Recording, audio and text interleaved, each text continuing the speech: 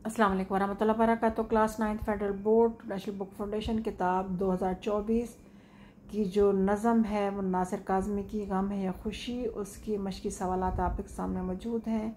गज़ल के पहले शेर को मतला कहते हैं। नासिर काज़मी की शायरी में गहरा शऊर पाया जाता है, समाजी।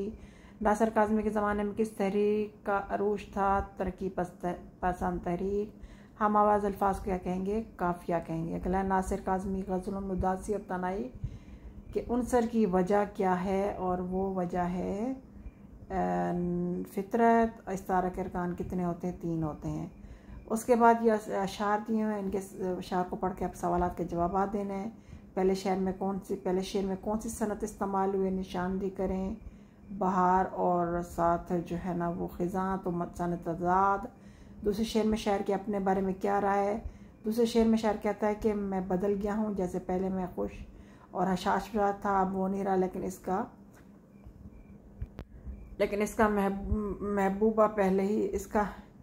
महबूब पहले जैसा ही है, वो नहीं बदला। तीसरे शेर में शायर को किस बात का दुख है? तीसरे शेर में शायर खुद अपने आप से मुखातिब होकर कहता है कि मैं इस पूरे जहाँ में मुझे जानने वाला कोई नहीं है, मैं एक अजनबी हूँ, बस इस बात का दुख है कि कोई भी इसके साथ नहीं है।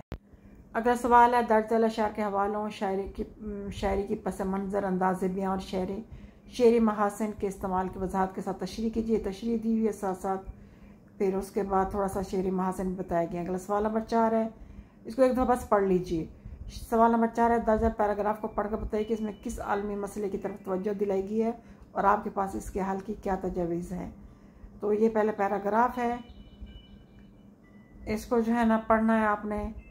इसके पढ़ने के बाद फिर जो है आपका इसका आगे आंसर ये दिया हुआ है, हल करने की तजवीज़ भी आपके साथ साथ है। जो आलूदगी के बारे में पूरा पैराग्राफ है कि आलूदगी के समंदरी आलूदगी की जो है ना वो तरफ तवज्जो दिलाई गई है। फिर समंदरी आलूदगी के जो वजूहात हैं, असबाब हैं, वो ये बयान किए गए हैं। तो इसको आप एक दफ़ा देख लीजिए कि आपके मजमून में भी आ सकता है और आपको कोई शॉर्ट क्वेश्चन आंसर में भी ये दिया जा सकता है आपको इस तरह का सवाल। तो आपको ये चीज़ें पता होनी चाहिए, एक दफ़ा बस पढ़ लीजिए इसको एक दफ़ा। उस पर सवाल नंबर 5 है, दर्ज वाला इबारत को अलामात और काफ का लिहाज रख कर पढ़ें, वो आप देख लीजिए। उसके बाद अगला सवाल नंबर 6 है, दर्ज अशार गौर से पढ़िए, उनके फ़नी फ़िक्री महासिन का जायज़ा लेते हुए तबसरा कीजिए। नीज़ मिसरा, शेर, काफ़िर, रदीफ़, मतला की निशानदी कीजिए। तो साथ जो है ना ये मिसरा भी दिया हुआ है, शेर की तारीफ़ भी दी गई है कि कौन सा मिसरा है, कौन सा शेर है।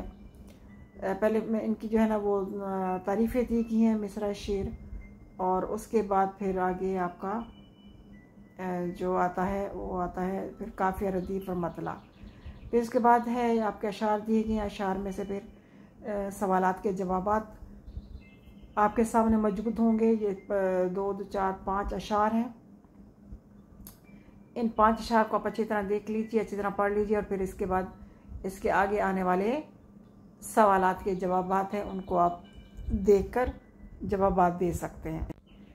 ये सवालात हैं, अच्छे खासे सवालात बनाए गए हैं, तो आप इनको देख लीजिए कि पहले शेर में कौन सी सनत इस्तेमाल हुई है।